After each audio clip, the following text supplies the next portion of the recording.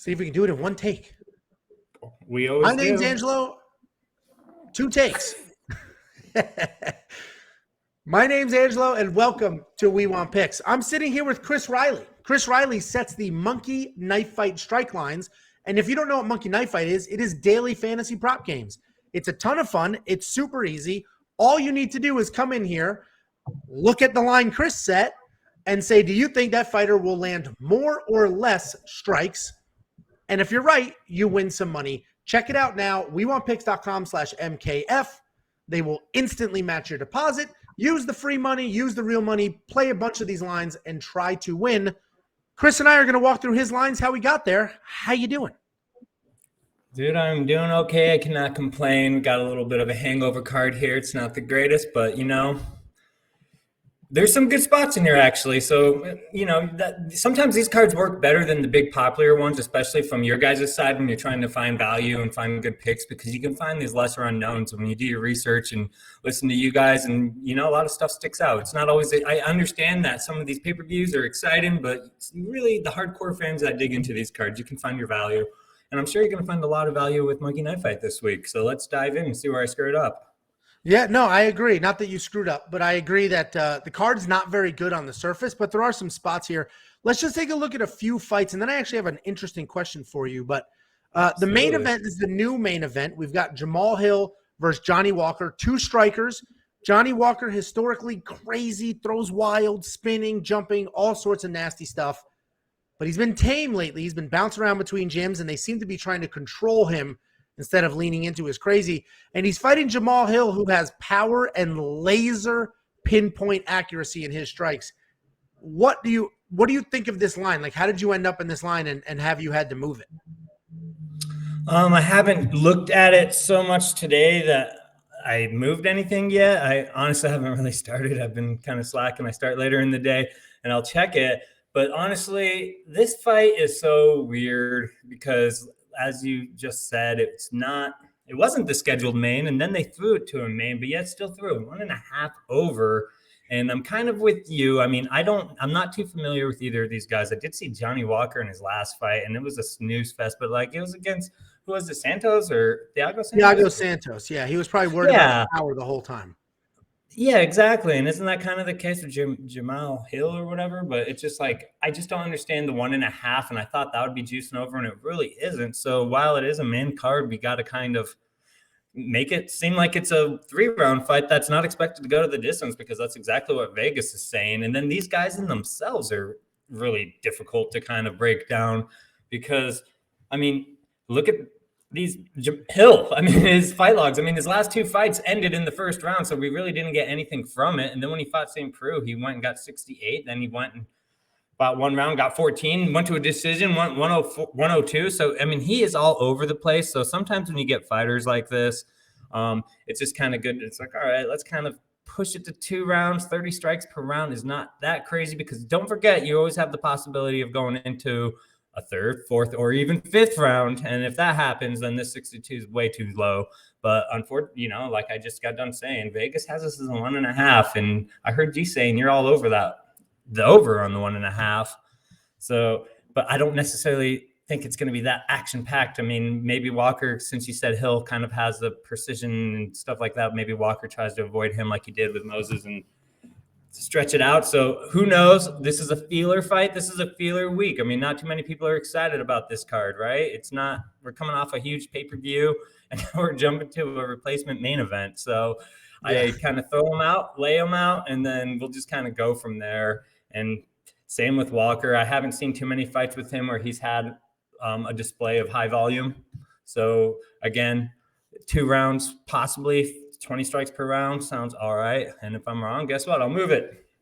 But yeah, I think you're right. It is weird. It's 1.5 round. That's what Vegas said at the line, because there's 2 big, heavy-handed strikers. Jamal Hill has power and accuracy, but the reality is Johnny Walker is a good striker. He's been elusive lately. He has his own power. And if you look at Jamal Hill and how he lost to St. Preux, I see something somewhat similar. So I definitely like the over. I told you in a separate, I bet that separately outside of Monkey Knife Fight, obviously. And I think more is probably the play here, because I do think this goes potentially the distance, but I think there's more patty cake than there is just straight up letting hands fly. And I don't think someone's going to get stopped, at least not in the first 2, maybe even 3 rounds. So more is probably the play, but anything's possible with these guys. So I'm probably going to leave this here, but I do think more is the play. I have another, let's take a look at Parker Porter versus Alan Badeau. So Parker, my personal friend in real life, I've known him a very long time. He's fighting Alan Badeau. Parker's had an interesting run in the UFC. He made a short notice debut against Chris Daukaus. He was stopped in the first round, but he literally had a 3-week-old baby, rolled off the couch, was not training. He got the phone call and he took it. Short notice, like you got to say yes to that. Since then, he showed up in shape, ready to go, set a significant strike record, and then broke his own record. So how do you put a strike line on a guy like that just the volume is insane? Versus Alan Badeau, who has never seen a judge's scorecard. He's killed or kills basically in the first, second round.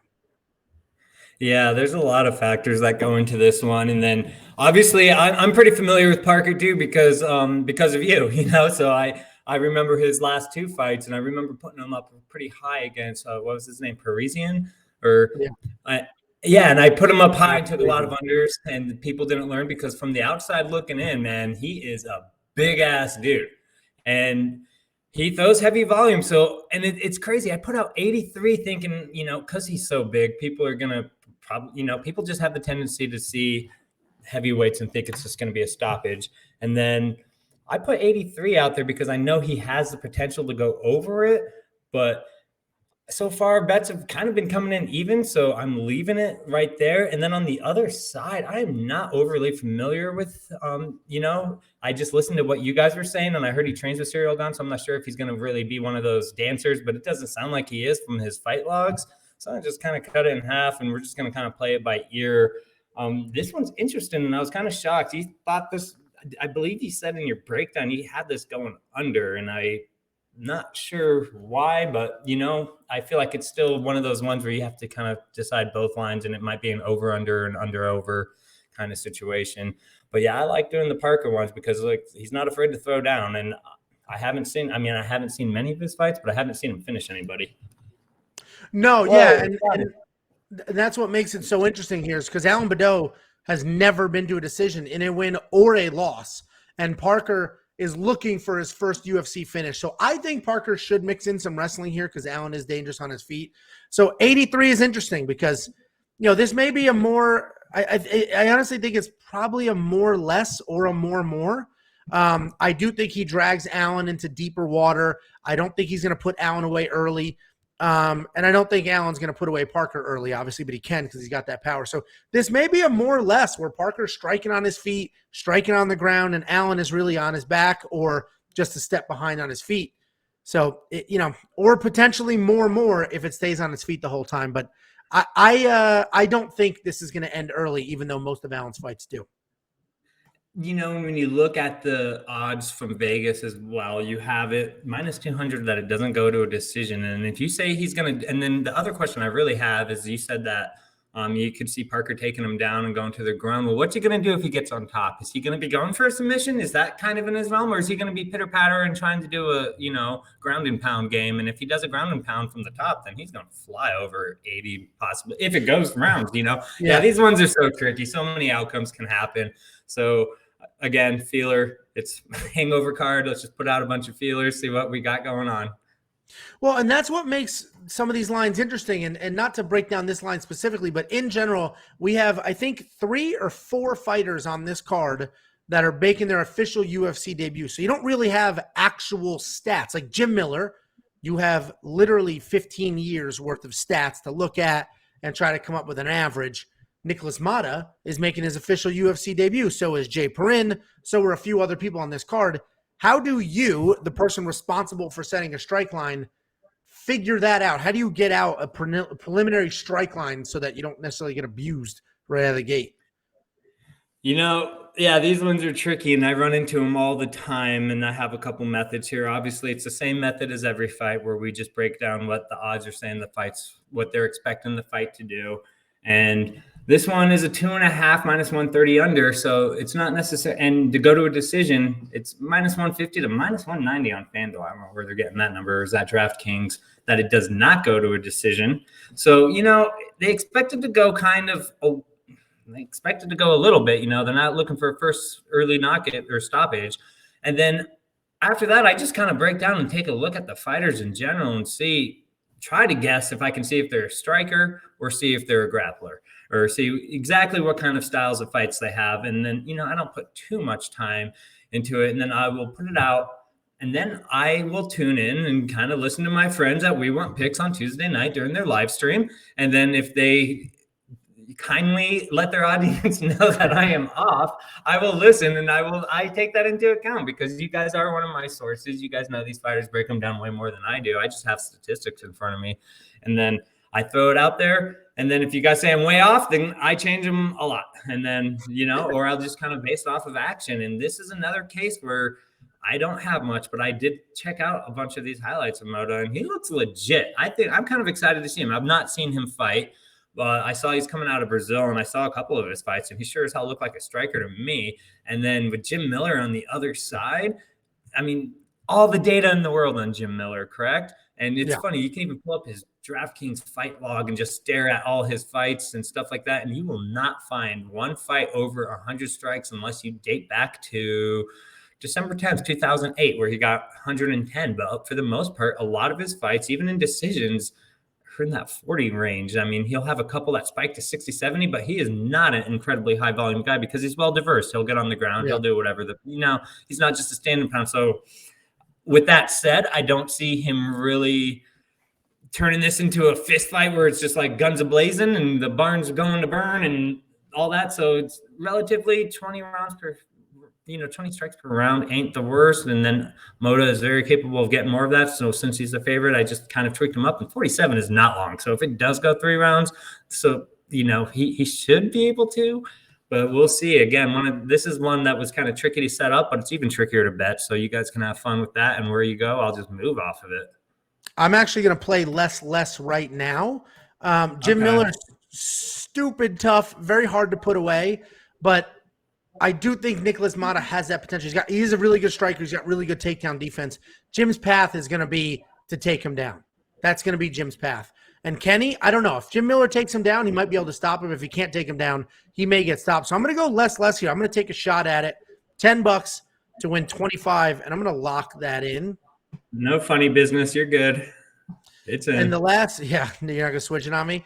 The last thing I want to look at is Knockout Kings. So historically, Knockout Kings has basically been free money. Last weekend for UFC 271, if you doubled up the co-main event like I told you to do, that was free money. You were guaranteed a knockout there. You look at my balance. Last weekend I had like $130. I was down to 62 because I listened to that idiot Jacob who said don't double it up. You only need Derek Lewis. So I didn't put Tai Tuivasa. So I did 2 Knockout Kings, one where I doubled up, hit it. One, I just followed Jacob, threw my own money with what Jacob said, and I lost. This week, I'm not listening to him.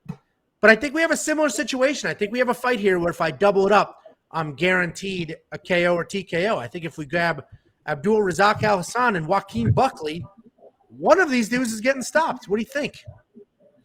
I agree with you on that one. And when you look at this one, I mean, it's a 1.5 minus 130 under right now. So it's favoring not to even make it to 2 rounds. So unless these guys got a rear naked choke in their back pocket, I don't see that happening. And I mean, it's possible. I have seen it happen before. Don't get me wrong. But, Tom Aspinall did it to Arlovsky. No one saw that coming. So it happens. Again, and I was on this podcast with you last week preaching it to everybody. I'm just like, look at you guys. Just take the free 25%. It's pretty simple. And guess what? We crushed again last week at Monkey Knife Fight. So people are not listening, and I don't understand why. It's like everyone just thinks they're special and just a little smarter than everyone else, and they think like Jacob, and they just double this up, especially on this card. I'm real curious to see who you go with your second pick. I mean, we got a couple women fights, so cross them out. There's 4 fighters you don't want to touch. And then there's just a lot of people. I mean, I guess you could almost go back to. I'm going Nicholas Mata. I was going to go with Moda, but I don't know.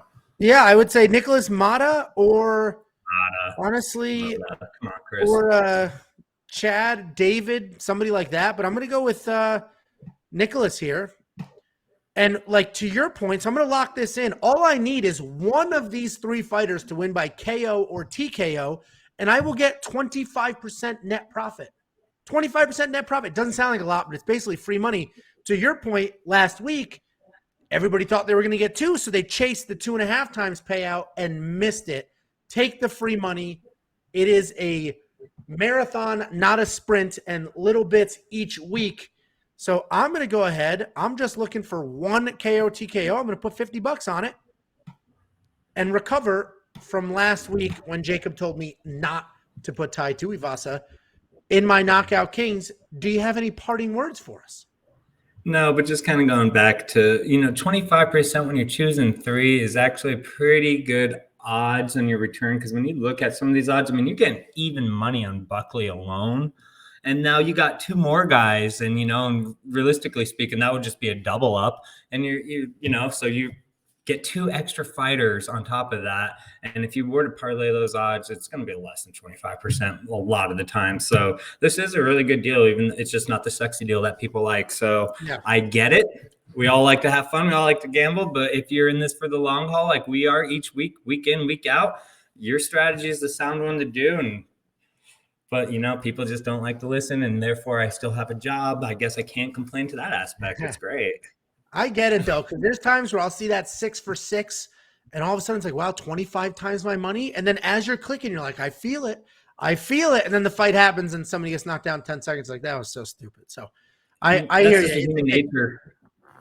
Yeah, exactly. Just like in gambling in general, I do that with everything, and I feel like it's just kind of I always want to add another fight, and then add another fight, then add. Next thing you know, I have a 7-leg parlay, but it pays so much, and it all seems so good. And and that's why these sports books make so much money. I know I've told you this offhand. I've worked for a couple of sports books through my career, and 90%, if not more, are just people putting down $5 to $10 to win 1,000 plus. And that's just what everybody loves, the American dream. Let's just make all this money on one simple bet off of no money. And that's how you get in trouble. And then you will not be grinding this week in, week out if you just keep doing that. Unless you're playing for pennies and stuff like that, then sure, that's fun for entertainment. But you can't be playing $50 crazy parlays all the time, because that adds up fast. It's just gone. Yeah, it's just gone. Yeah, well, it's all good, bro. As usual, I absolutely, genuinely appreciate the insight and your time. And anybody looking to participate, go to wewantpicks.com/MKF. Promo code WWP. They will instantly match your deposit. Jump in, have some fun, and share your picks and plays with us on our Discord channel. The link is in the description.